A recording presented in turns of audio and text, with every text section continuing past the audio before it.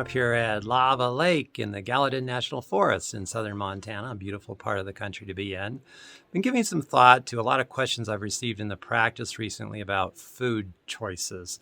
People worried about the food choices they're making and wondering if there's a way to pray about that. The direction I like to go when it comes to talking about diet is to focus on a spiritual diet.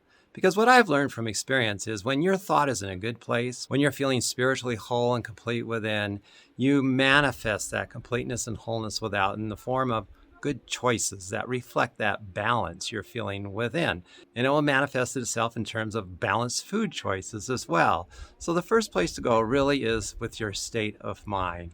Jesus Christ said, "Man shall not live by bread alone, but by every word that proceeds from the mouth of God."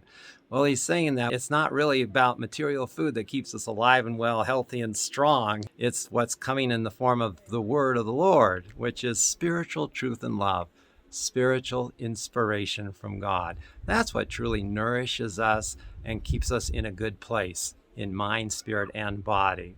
Stick to a diet of truth. Be sure that your diet of truth is really healthy and whole.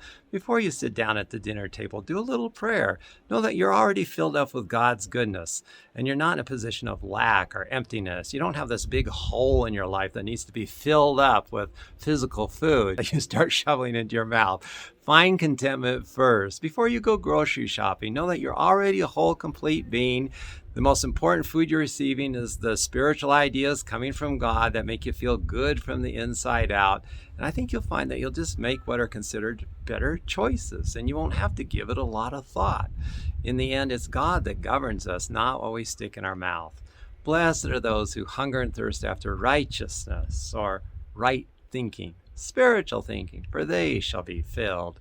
And that's the kind of fulfillment we want to experience in our life, is spiritual fulfillment, which comes from prayer, feeling, knowing God's presence, and feeling whole and complete within, just the way God created us spiritually to begin with. Perfect your diet of truth, and I think that will bring answers to a lot of those other questions you might have about food.